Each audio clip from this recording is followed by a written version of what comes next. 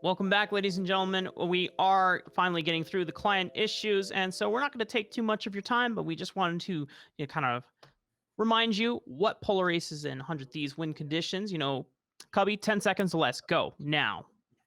Polar Ace need to keep on flexing Volibear and deny Ornn from Fallen Bandits so they can possibly push him on a Done. weaker pick I'm like going to Shun. cut it you off, Cubby. Smacks, your turn. Lightning round, 10 seconds. Okay, put more pressure in bot side, leave Fallen Bandit on island. Keep NXI on a carry jungle because he looks pretty good on those, but make sure you go bot lane with it this time around instead. Good job, Smacks and Cubby. That was wonderful. I like to give you guys, but I love you guys. Thank you for participating with me, and thank you for your patience, everyone at home, for waiting through.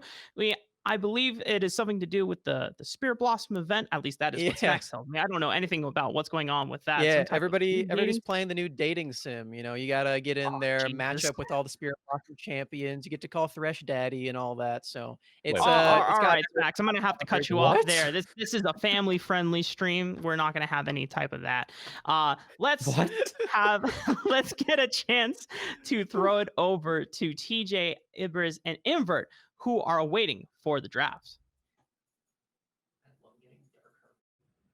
Thanks, Daddy. Welcome to the draft. It is 100 Thieves next versus Polar Ace. I'm joined once again by Ibris and the coach of Dignitas. Invert, we are heading into this game too. They sure had a lot of thoughts expressed in lightning fashion. As we hit this, I'm going to start with you, Invert. What are the key pickups in this draft phase? Yeah, well, for the draft immediately, that Karma is gone. Obviously, Polar Ace values it a lot. I'm looking to see if Polar Ace are going to counterpick the entire bot lane again and get that pressure for Spawn, because when Spawn and Julian had that pressure, they really rammed it down the throats of 100 Thieves, and I'm expecting them to continue to do that, continue to augment their draft for that so that they have as much bot pressure as possible. Polar Ace ban out the Karma. We get our first pick from 100 Thieves. They're now on blue Embers, and it is, of course, a set locked in. So set is actually a 3-role flex at the moment. Pretty significant that it's locked in as first, because that will probably mean it's going to support. Doesn't have that great matchups top lane anymore. Kind of a cheese pick mid as well. And, melee into range, good luck finding any kind of prio there. And honestly, I'm happy to see it locked in here, because it does mean we have auto on a champ that can dictate some of the crazier engages and make decisions to kind of guide the rookie mid and AD carry. But Ibris is getting bullied. The shorter range that set support can be exploited by champs like Kalista, who is in the first cycle here for Polar Ace, joined as well by the Zoli, and we get a Senna, maybe sliding into that support role, Inver. Yeah, I really like Senna set as a bot lane, even though Kalista can bully out melee champions. If set flashes on you, you're going to have to get out in any way, shape, or form that you can. So really aggressive bot lane if this set is going bot on the side of 100 Thieves. And Senna has a global. So if they're going to play to top side with Polar Ace with Flare still, Senna is able to at least provide a little bit more protection. I mean, as well as that, talking of the bot lane, even without 100 Thieves even without Polar Ace locking a support yet, there's the Thresh, okay, beautiful. I do want to touch on the fact that, you have this range advantage for the Kalista into the set, but Senna has a similar range advantage over the Kalista, especially once she starts racking up a couple of souls. I believe 60 is the threshold for the really crazy range on that. You'll basically just see the set farming from a distance, fishing for an engage with a Hex Flash Nimbus Cloak every now and again, while the Senna's just right-clicking freely throughout this lane phase. Yeah, and if you do go the Glacial build as well, the slow is going to impact the Kalista auto attacks as well. She can't auto attack as quickly. She's going to be in slow motion, like John Wick style, throwing it backwards. So isn't that a Matrix reference though? I think you have to go all the way back if you're going to go half of the way back. Not a lot of slow motion in John Wick. Wrong Keanu Reeves franchise, I'm afraid. John Woo. Thresh Kalista will be our confirmed bot lane. I don't know why I'm the one getting us back on track. That's not how I saw this go. Here, we'll come through here in mid for 100 Thieves next, and we're into the second ban phase. I want to highlight Polar Ace getting rid of that Ornn again. Last time they picked it away. This time they ban it away. Yeah, and the thing about that Ornn is that it had been such a reliable pick for Fallen Bandit. It does also mean we are almost definitely seeing the set going bot lane.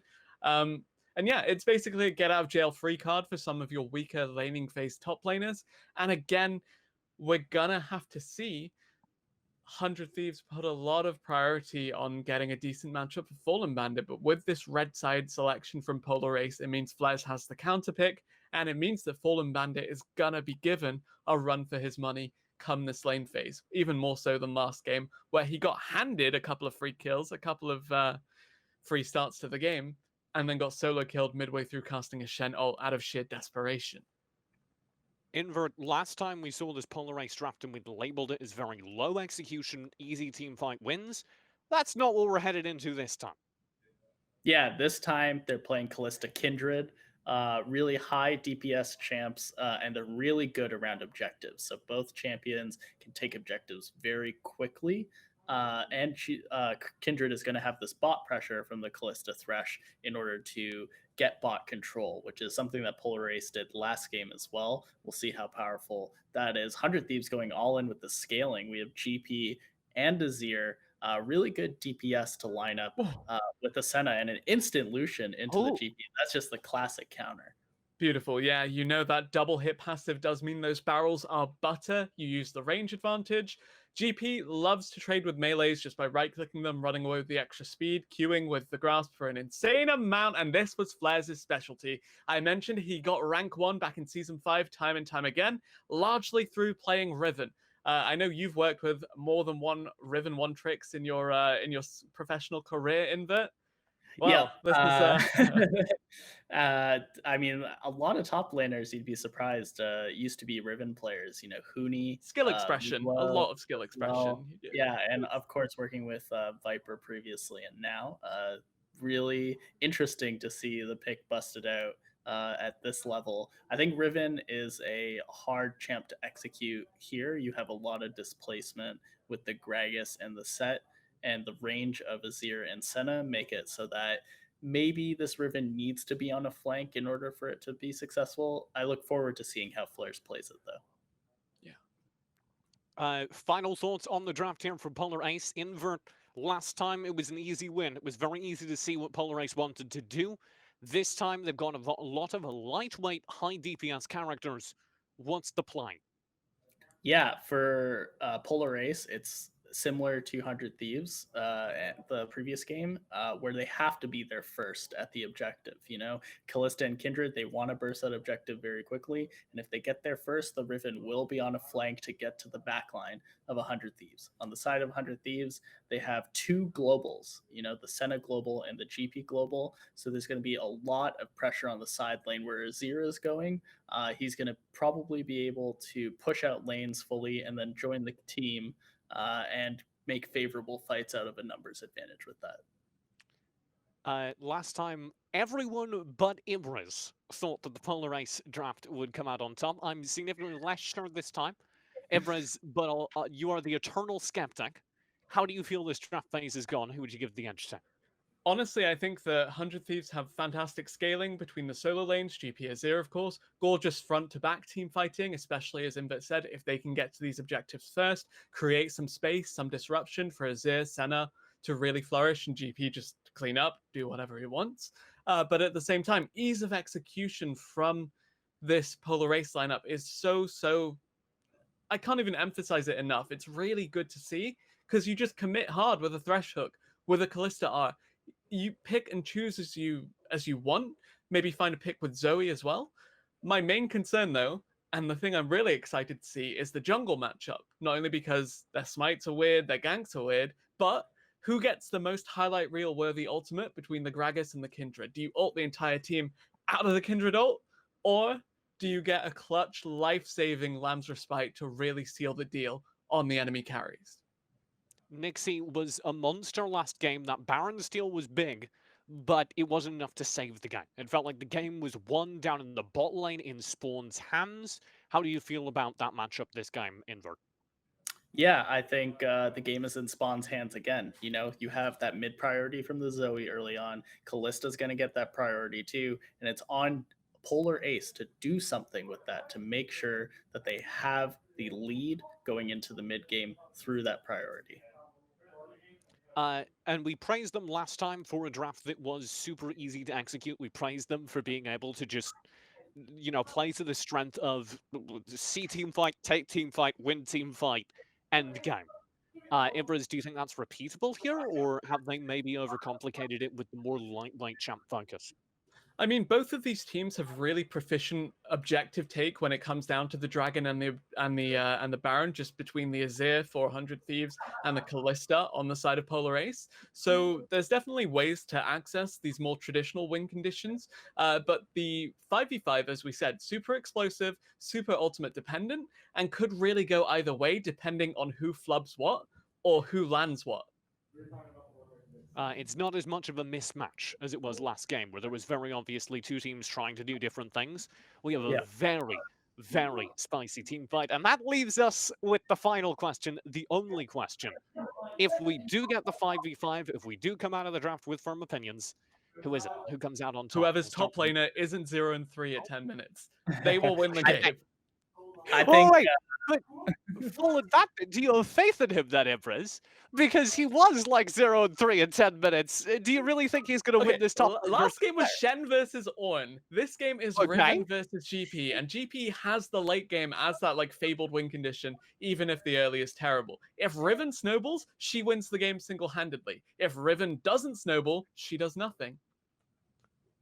Okay, Ibras, I step again. Invert, you're trying to get a word in edgewise. Go for it. Yeah, I fully agree. I think for 100 Thieves, they get out of the lane phase. If they're even or a little bit behind, I highly favor their comp in terms of its cohesiveness, clear win condition, scaling. The fact that they can play the entire map as well is really important. They'll have Senna and GP ult along with Azir in a side lane who it'll be difficult to match, in all honesty, with the solo lane carries of Polar Ace.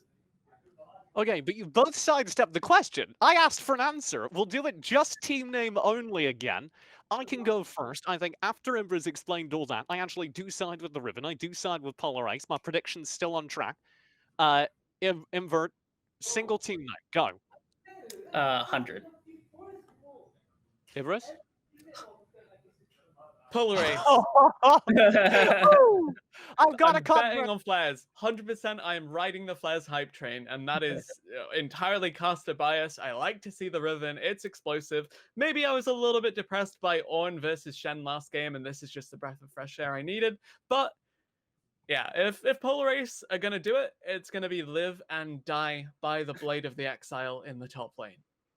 You got to remember, Fallen Bandit used to be a GP main, so it's not, he's no slouch when it comes to this matchup and playing this champion.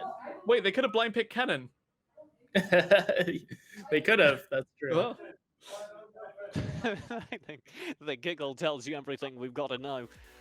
So if I do have a convert in Ibras, you do believe Polar Ace come out on top, which to be fair, we both made that decision based on your analysis about the top lane. Then we have to start talking about the bot lane on the opposite side of the map, because it was Spawn who is that consistent anchor, and neither of us mentioned him. Neither of us built out of that Callista. I really need to see not only Spawn pop off, but also the Yeon redemption story, because that Ezreal E into the Ornn in the previous game, that kind of fumble where he was one of the comp's only damage sources and took ages to come online with the Triforce. It's all about Yeon just getting back on the board and establishing himself as being that next Tenacity, that next Kenvi, that next prospect that 100 Thieves should be looking to promote. And I think that's a good place to leave the conversation, because that was a lot of what people were talking about coming into this game. 100 Thieves have lost a lot of their stars. And in our prep, we were talking about Copy in the mid lane being kind of that next big focus. And he didn't do a whole lot during game one. And especially looking at the other side of the bracket where a new loom large, with 5 Fire being that terrifying mid lane prospect. Invert, I'll go to you. Do you think Copy needs to step up, or do you think 100x can find alternative win conditions and get through this bracket? I think it's a little difficult to judge just how well Copy can play for the rest of the series based off of that first game. He was playing against a Karma who, doesn't really help you show off anything. You know, you both are just going to clear the waves. Stuff's going to happen across the rest of the map. You're going to see a much more aggressive game out of mid lane. So I'm looking forward to see how that plays out. Oh my god. We're going to see a much more aggressive game. Polar Ace start things off by running into the jungle up top. Not trying to establish a full vertical jungle or anything, just leaving behind some wards, going back to base. A little bit of a spicy start, Empress. Yeah, a little bit clumsy here, just because I think it was a bit of a hard commit. Yes, you get info on the Gragas. To be honest, this Predator Gragas, he was almost always going to start bot side anyway, and then, just full clear, recall for Predator, 3 minutes, and then just go for a crazy gank at level 3. But at the same time, I think that starting bot side is a bit of an oversight from Frost Forest on this Kindred here, just because it keeps the Kalista Thresh out of that bot lane immediately, and they need to be there as early as possible to cheese prio and deny the Senna set any chance of moving up in this lane. Yeah, and if we go into rune choices, you guys covered the Predator. Actually, Phase Rush with Nimbus Cloak is normally the more popular choice, so I'm looking forward to see how Predator works out this time around. Other than that, the runes seem pretty standard. Comet on the Azir looking to bully and poke out the Zoe and fight for priority. Yeah, and I do like the Comet because it gives you access to both Presence of Mind and Secondary Tree and that Mana Flow band, so it means you can skip that Lost Chapter altogether and then just go straight into the Nationals 2 for some increased dueling potential early to kind of nullify some of the crazier spikes that the side of Polar Ace might have. We put a lot of faith inside Flares to push out that top lane. I do want to call out, so far, the coach, Fallen Bandit, holding his own here. Winning out That's the early power of game. the DP main. I don't know what to tell you. Gets the wave in. It's going to bounce back in time for the scuttle. So let's see if Frost Forest is going to use that pressure on the next wave to convert it into a top crab, or if we're going to see a little fight for it. Honestly, this is... Oh! There's that early game damage. Spawn finds first blood, and oh my lord, Eon just pops. Yeah, the Yarn redemption arc that we mentioned, not really coming through quite yet, but because... Well, actually, no, there was no jungler involved down there at all, so yeah, Frost can just freely go for this. Fallen Bandit may be in trouble. Polar Ace already up a kill in Game 2 of our best of 5 semi-final. Yeah, I do want to touch on the fact that this GP's level 1, super scary for the Riven, just because, as we mentioned, Grasp into Parlay, not a lot you can do in terms of counterplay here. And honestly, played out masterfully by Fallen Bandit until he overextended and traded his flash in exchange for not quite a lot of anything. Really important to note, by the way, is that GP with no flash, pretty much food for Riven at level 6 if she immediately pulls the trigger on an all-in. Yeah, Kindred also gets the first mark off that. The RNG gods blessed Frost Forest this time around. So we're able to see the Kindred get the first of the 4 marks. He's going to jungle back down, maybe help the bot side solidify its advantage. Also to note that the Senna set lane is actually a fasting Senna, not a farming Senna this time around. Very, very good start for Polar Ace then. Knocking that Senna down early. This is...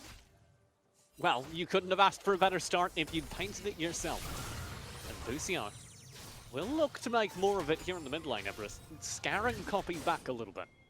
Yeah, that would just be a picked up Ignite off the ground. It's fine. Typically, you'd see Redemption as the first competitive one, or GLP, and here's Flares. I don't might know die. about that. Might have been enough more than he can chew, but Fallen Bandit can't seal the deal in the top lane. Okay, anyway, we were talking about the bot lane before all of those top lane shenanigans manifested again. By the way, Gragas fishing for this too, because why wouldn't you? NXI! Wave is going to crash. Still has flash. Flares Wave. needs to make a miracle escape here. NXI looking for the body slam. Flares down to 1 hit. Will get away because Fallen Bandit aggro's turret.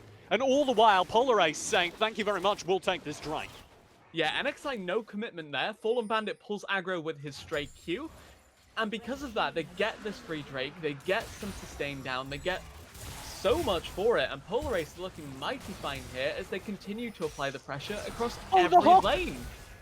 death sentence. Auto chunked down even more. 2Hero is playing so aggressive underneath this turret invert.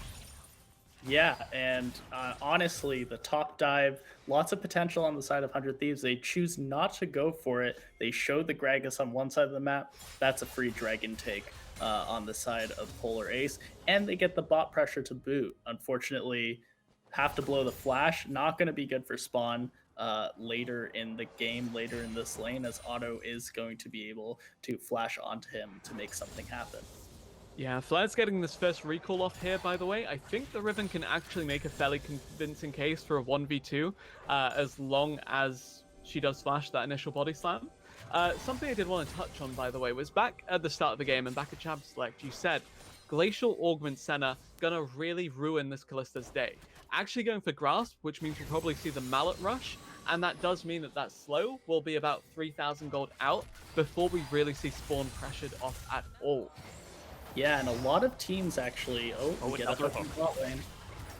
Yes, Auto's getting loaded up with spears, does spend the Haymaker, has to flash away from that fight. Even as Yon lands the stun, it won't matter. He's still poked back. He's got 1 HP remaining underneath the turret, hiding as NXI arrives. Yeah, the Rend actually committed just to try and execute down Auto, so whoa! My God, the second time he's done that! The second time he's walked up as Senna in lane to the Callista and underestimated the damage of Q Max Callista. How does that not become a rude awakening for you the first time it happens? The Flair's going for the all-in! Oh, there's more teaching happening. Fallen Bandit in huge trouble up in the top lane, but the GP turns this. Actually, Flares eats the full cannon barrage. Realizes it's not a very good diet. Backs away real fast. Now that it's spent, he'll re-engage. No HP, but it does not matter. Fallen Bandit's gone 3-0 in the kill feed invert, all for Polar Ace.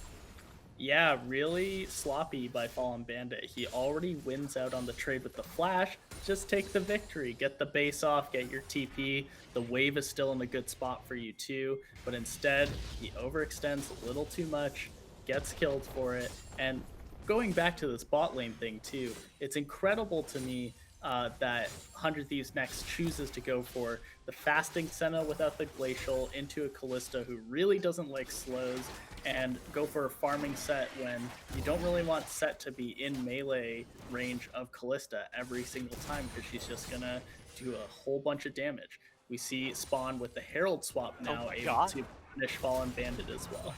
Wasn't top He's lane just going Callista one for of the answers to GP this meta anyway? Fallen Bandit's just full of spears. He's holding them all inside his body. He just can't. If you do need a spear shop anytime soon, if you're looking for inventory, I know somebody who's loaded with them.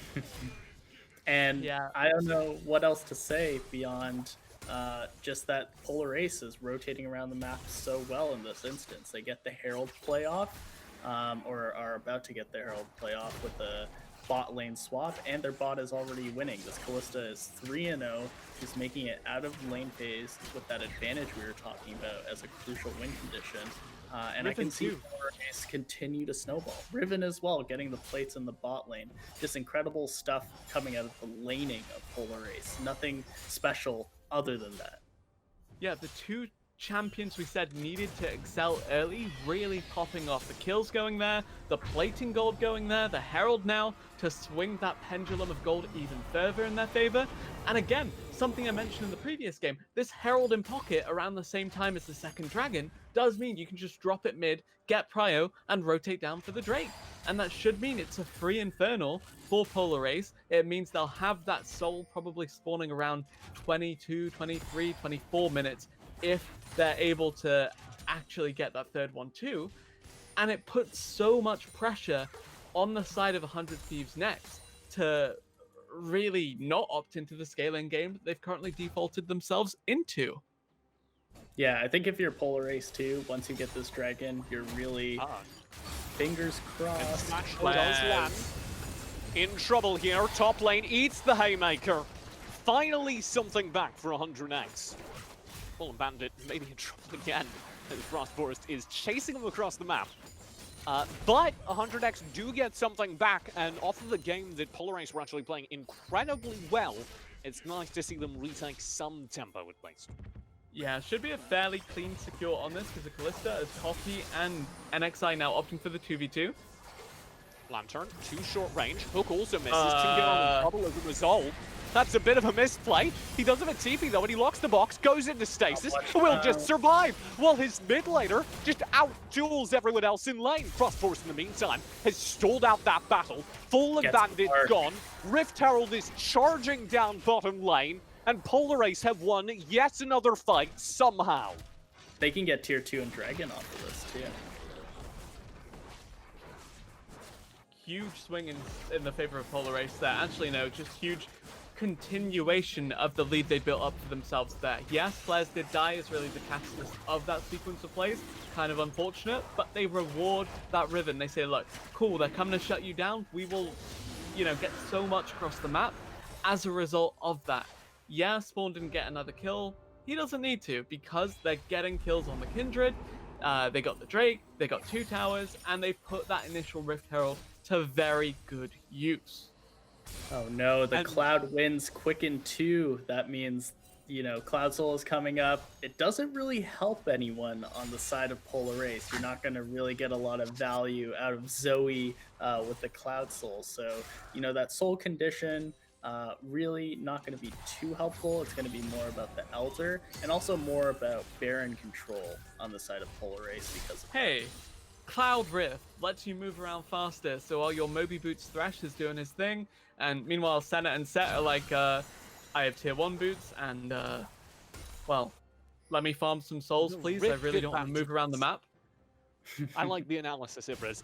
He's got his Nikes. He's got his Nikes, TJ. That was prime product placement. You're exactly right. If you'd like to move as fast as this Thresh, you can check out Nike, our sponsor here. No copy. Full engages. Again! Great. This is the ulti. Definitely not even Nike there. Nixie will follow up. Over the wall. And I'm not sure about this because he's just instantly death sentenced and shut down. 100X didn't seem to have a full plan there. Copy knew there were 3 people. What was that? Now they're moving to the top side. On and ran it down. Sorry, go. In trouble up top. Oh, both ultis missed. That gets a little bit dangerous. Frostforce, though, still has the damage. Auto just getting absolutely burned by it. Lamb's Respite is spent. Keeps him safe from the Haymaker. First kill will come through as a result. And Auto's gotta just run away. Yeah, not much food for the Callista at this point. Yeah, not much to say about this bot lane pick. They clearly came in with the Senna set game plan, but did not alter it correctly for this aggressive bot lane. So getting punished for it. The rest of the lane's not going too great as Coffee is going down. Yep.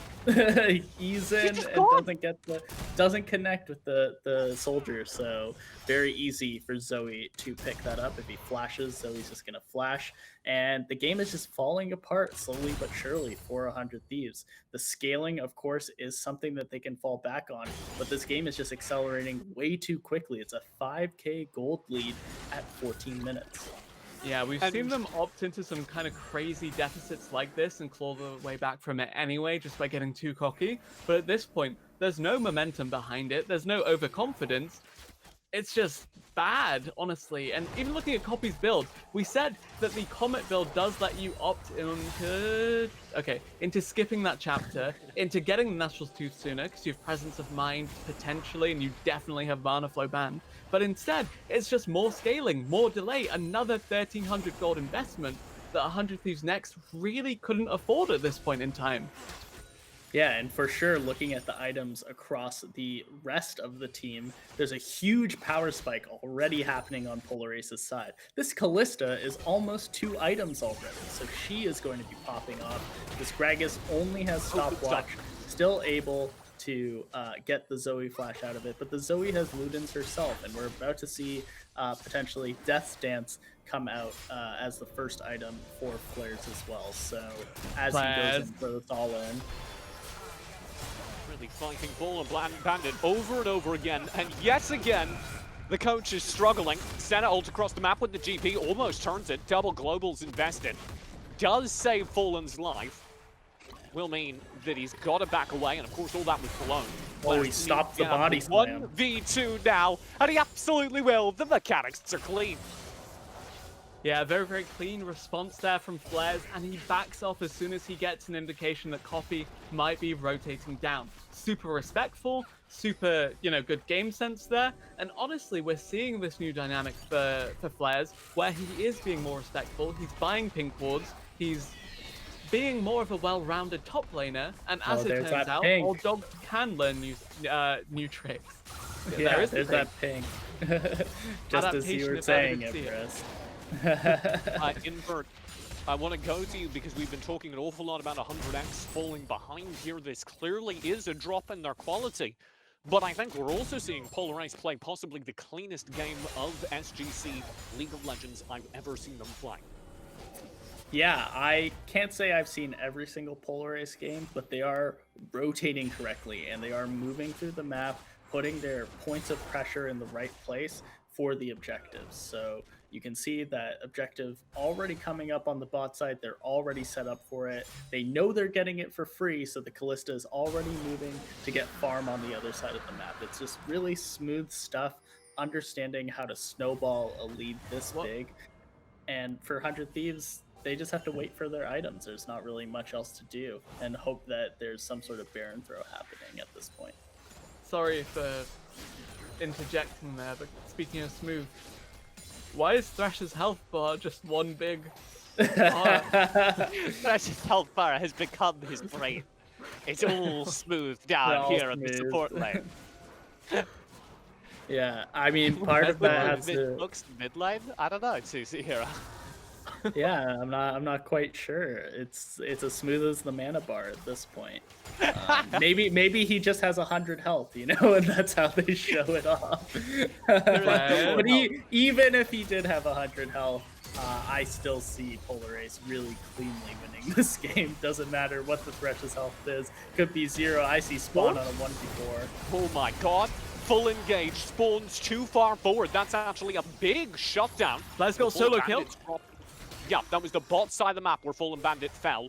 I don't think Flares has the HP bar to do anything here. He's just going to be TPing back towards that mid lane. 5v4 now. Back to base. So that's going to be kind of a pause out. Kill for kill, nothing more. Yeah, both these teams now just kind of sitting back, waiting for their primary carries to... primary carry to respawn for the side of Polar Ace. I'm not sure what Fallen Bandit is for the side of 100 Thieves at this point, but maybe again just kind of lending a lot of credence to that kind of narrative we ran with where we said this team, this is their shot caller, coach, everything in the top lane. When he's dead, when he's behind, they lack coherence, they fall apart, they kind of just fall over. And that's like a sweeping generalization to make when we've only seen this roster, for a week now, or less than that even. But at the same time, we haven't seen too much to really prove the opposite. Yeah, it's very difficult for me to really be in that position either. It's very difficult to be the coach, the shot caller, try to play your lane against someone this aggressive. So cleanly. So, definitely don't fault Fallen Bandit for that. But at this point, he had a lot of chances to win his lane in this game. He went for the aggression himself and it didn't work out. It actually worsened the state of his lane. And then as a result, they're not able to scale up effectively because they just gave up too much on the other side of the map. Hero just missed the hook onto the Rift Herald. It's alright though. Oh, and Julian's health bar is back to normal too. So now we got a support with more than 100 health. Raymond's Ridges again. All it needed was the missed time. Yeah. We're good. I do want to note, we set this up at the very beginning. 100x do have a late game win condition if they can last that long. They did just find a big pick on Spawn. If we can keep seeing fights like that where they pulls out this game, it is still winnable. Great. But winnable does not mean a guaranteed win, and we are not headed that way as Yon's in huge trouble. Auto will land the Haymaker, but he's just dead. There's no two ways about it.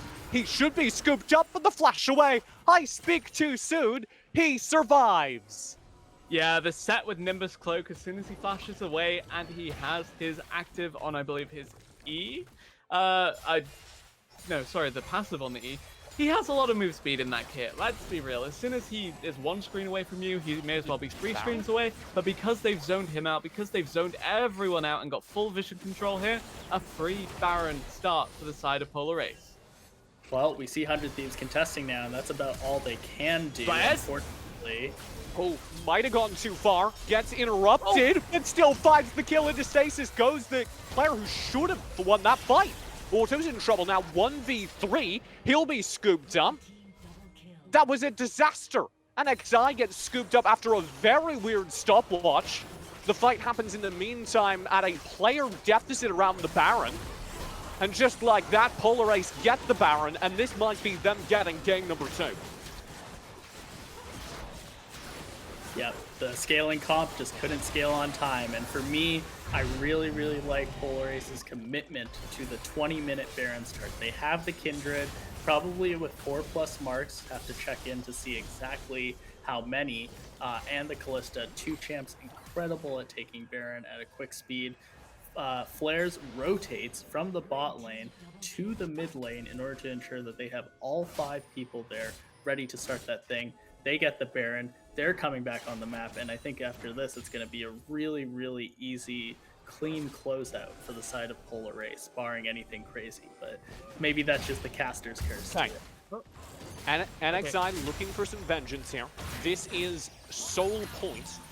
Currently getting picked up, just walked down by Polar Ace. Doesn't mean I don't get to say it, Ivriz.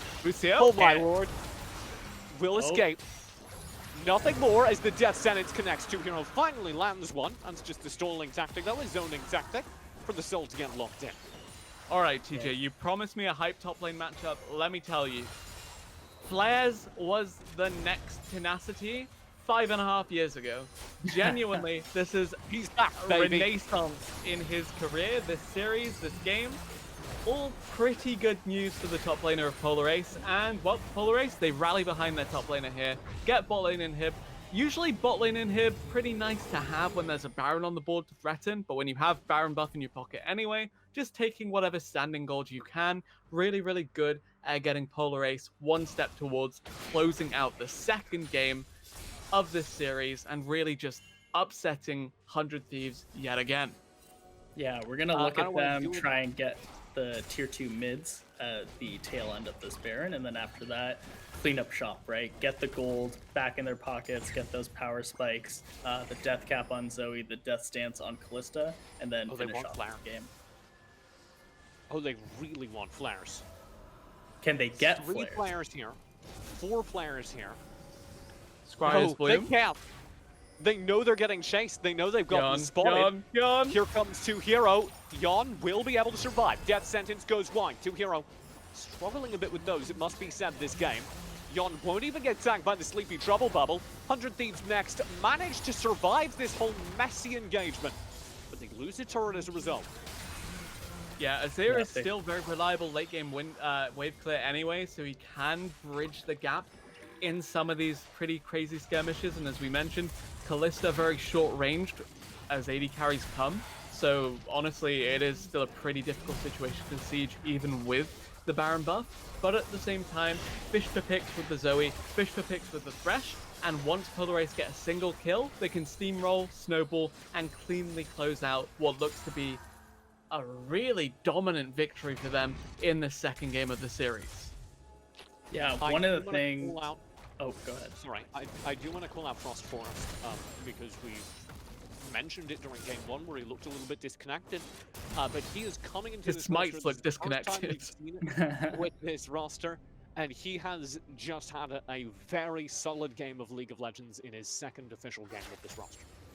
Yeah, I think it helps to have your bot lane Kalista absolutely dominate before you even show up on the bot side of the map. Yeah, and then the top lane afterwards, right? Playing jungle with winning lanes, who would have thought? Yeah, I think that definitely helps, and you know, getting these comfort champs on the side of Polar Ace, Flares Riven, of course, very, very comfortable for him, and Spawn with the Kalista. So just having that opportunity, getting those champs that these players are very comfortable on, also makes it easy too, right? You have the winning lanes, uncomfortable champions.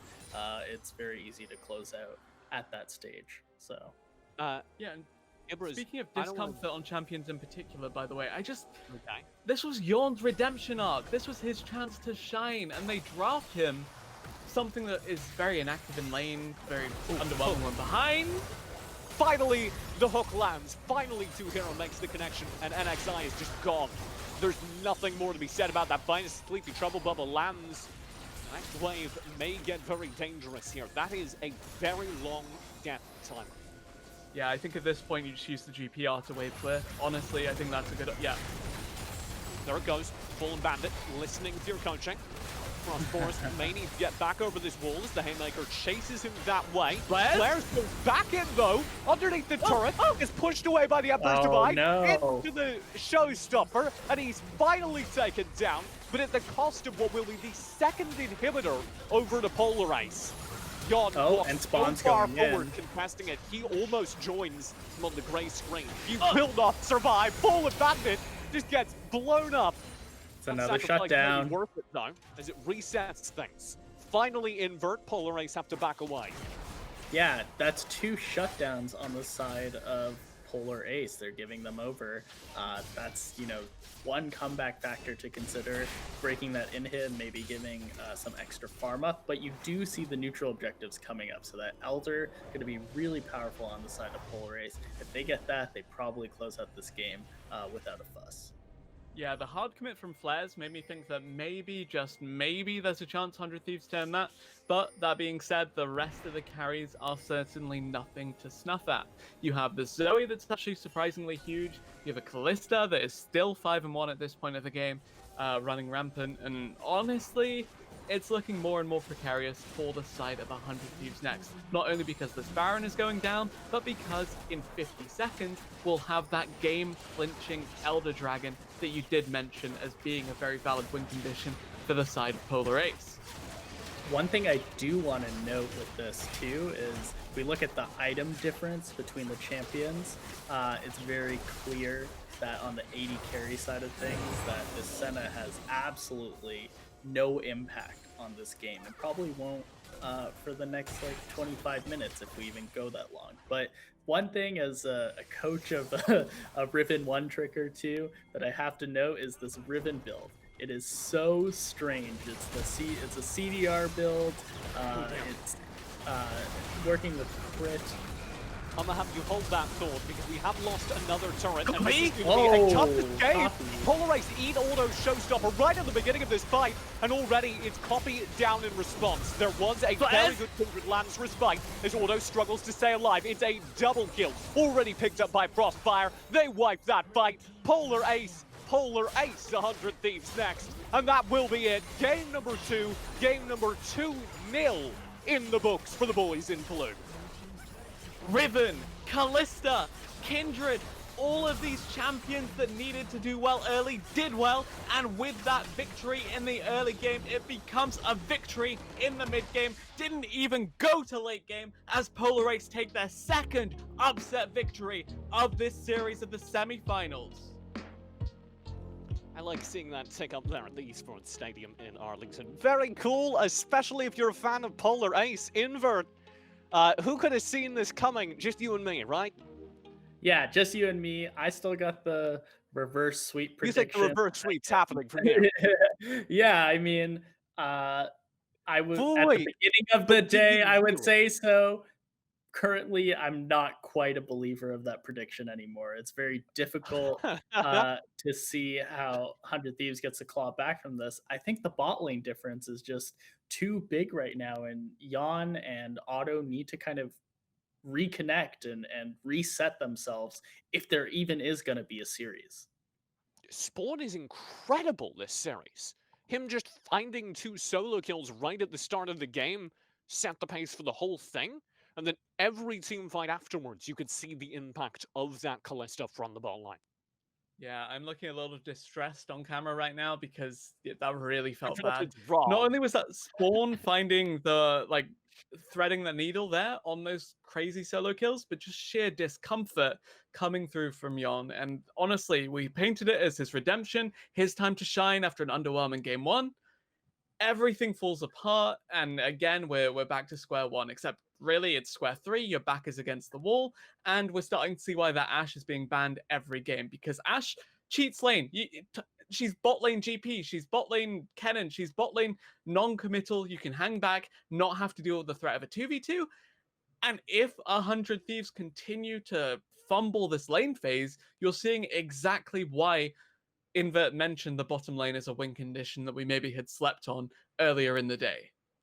Yeah, and hey, we're still on the redemption arc, you know. What better way to redeem yourself than a reverse sweep? Am I right, guys? Do you believe in it? No. I mean, that's my prediction at the start of the day. If You're- it comes right? true, I'll look like quite the genius. Okay, you're but, dancing around this invert. but it's not looking like that's going to happen. I really think Okay. unless Jan and Otto reset, reconnect, understand their matchups and what they need to be playing in order to at least have a decent lane phase, then we can see something like that. But currently, we're not seeing it. They're also not really doing well on the other side of the map. And when they do well on that side of the map, they fumble the lead a little bit. So, you know, just in terms of consistency, I'm not really seeing it from 100 Thieves in the lane phase. Ibris, as we wrap up this desk, I'm going to go to you. 100X, now 2 games down, a series they were supposed to win. We've repeatedly said that it's mechanical difference in lane that appears to be costing them this game. Is there anything they can do as a team to bring this back?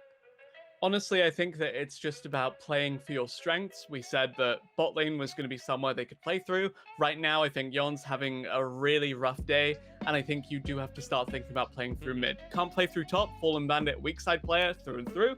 Play through mid, unlock the map, and take it over like that. Whether that's drafting Gallia with an aggressive jungler, whether that's, you know, kind of assuming that you're going to exclusively play for that mid, just do something different this time. All right, well, that's game number 2 in the bag. 100 Thieves next. Have to bring it back from here.